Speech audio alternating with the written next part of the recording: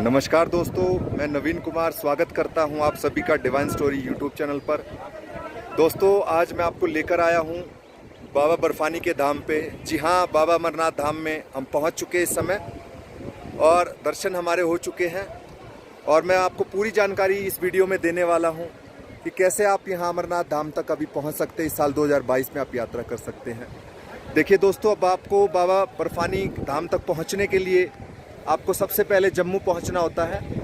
जम्मू से आपको जो है अपना पंजीकरण अगर आपने ऑनलाइन करा लिया, ऑनलाइन परमिट ले लिया है, तो आप वहां से भगवती नगर जाएंगे और भगवती नगर से RFID कार्ड बनवाएंगे।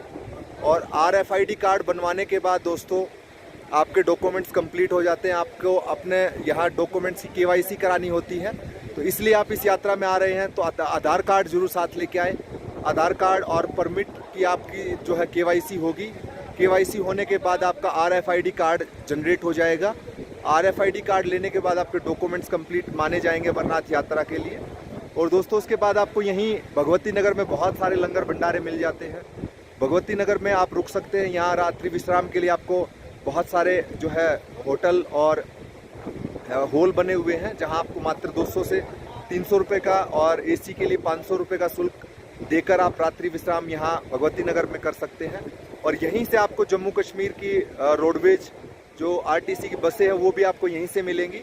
और यहीं से आप जो है पहले ही शाम को अपनी टिकट ले लीजिए और टिकट लेने के बाद आपको बस का नंबर मिल जाएगा और सुबह फिर आप उसी बस में जाके बैठ जाइए, क्योंकि कानवाई के साथ ये सफ़र शुरू होता है। और कानवाई आपको जो है आपके काफ़िले को लेकर आती है यहाँ अमरनाथ धाम तक। तो इसलिए आप जो है काफ़िले के साथ आपकी बसें आएंगी, तो सुबह आप 3 से 4 बजे जाकर अपनी बस में जाकर बैठ जाएं।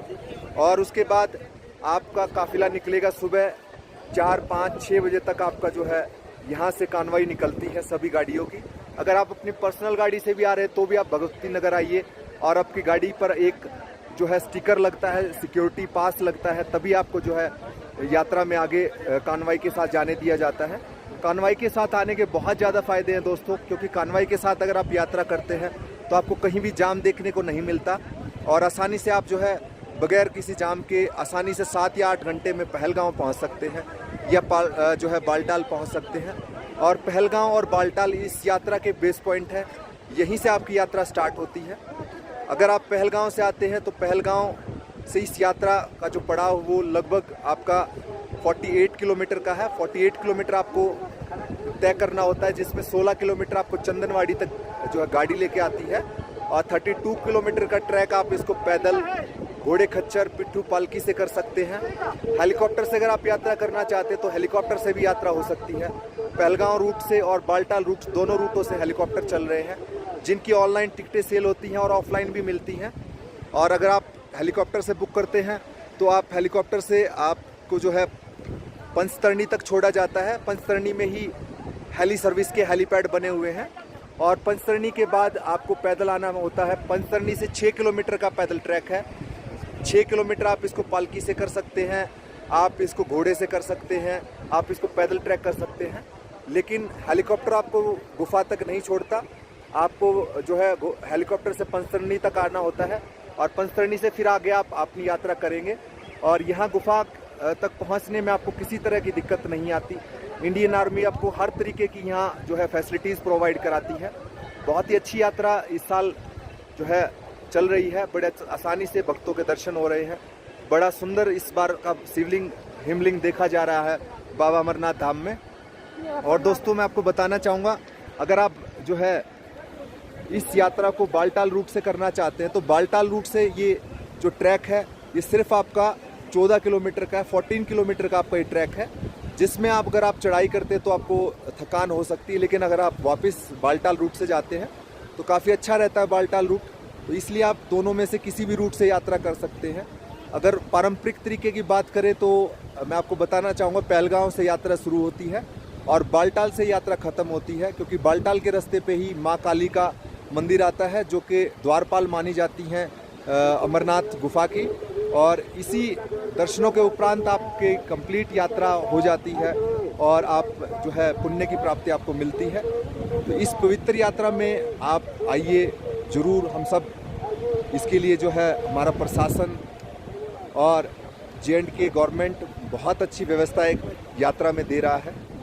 और कोई भी अगर और ऐसा कोई भी टॉपिक है आपको अमरनाथ यात्रा संबंधित, कोई भी क्वेरी है, कोई क्वेश्चन है, कोई जानकारी लेना चाहते हैं आप, तो डिस्क्रिप्शन बॉक्स में नंबर मिलेगा, वहाँ से।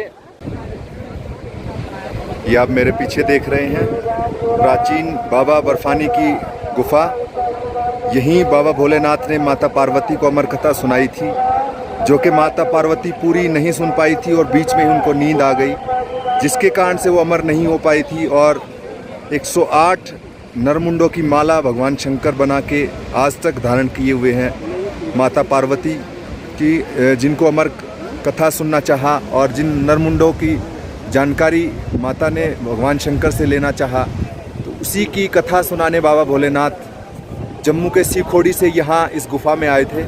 पहलगांव के रास्ते होते हुए बाबा इस गुफा तक पहुँचे थे और यहीं उन्होंने माता को जो है अमर कथा सुनाई। और माता उस समय पूरी कथा नहीं सुन पाई, और वो कथा जो है सुनने में आता है कि एक कबूतर के बच्चे ने सुन लिया, और उस कबूतर के बच्चे ने जब कुटरकू की आवाज़ जब आई तो भगवान शंकर समझ गए कि माता को नींद आ गई है और कोई और जीव जो है इस कथा को सुन रहा है। और भोलेनाथ का ने पहले ही ये माता को बताया था कि ये कथा मैं आपको तभी सुना सकता हूँ जब इस कथा को कोई और ना सुने, सिर्फ आप ही इस कथा को सुने। अगर ऐसा हो सकता है तो मैं आपको इस कथा सुनाने के लिए तैयार हूँ, लेकिन ऐसा परिस्थिति और भगवान भोले शंकर की इच्छा से नहीं हो पाया। और यहाँ जो है वो कथा किसी और जीव ने सुनी और माता पार्वती उस कथा को नहीं सुन पाई। तब से ही दोस्तों जो है यहाँ इस दिव्य हिम का जो बर्फ़ का शिवलिंग बनता है, तब से इसके दर्शन यहाँ बाबा भोलेनाथ के पिंडी के रूप में, बर्फ़ के रूप में यहाँ होते आ रहे हैं। और इस जो है धाम में दोस्तों आपको मेन बाबा भोलेनाथ की पिंडी लिंग रूप में, बर्फ़ रूप में मिल जाती है। उसके साथ में आपको कार्तिक जी, गणेश जी बैठे दिखेंगे और उसके साथ में आपको माता पार्वती की यहाँ पिंडी जो है बर्फ़ रूप में मिलती है, उसी के आप दर्शन करते हैं। और कहते हैं कि बाबा बर्फानी के दर्शन से आपकी 7 पीढ़ियों को पुण्य मिलता है। ऐसी यात्रा है ये बाबा अमरनाथ धाम की। बड़ा अच्छा सौभाग्य रहा हमारे को ये यात्रा करने का मौका मिला इस साल 2022 में। जो है बड़ी अच्छी यात्रा हुई इस साल और बड़े अच्छे दर्शन हुए। बड़े जो है आसानी से हम कम से कम भी 15 से 20 मिनट तक गुफा में हमने दर्शन किए। कोई ज़्यादा रश नहीं है, व्यवस्था के साथ दर्शन यहाँ इस समय अमरनाथ जी में हो पा रहे हैं। बड़ा अच्छा लगा यात्रा करके, और आप भी इस यात्रा में कभी ज़रूर आइएगा, नज़ारा उठाइएगा इस सुंदर नज़ारों का।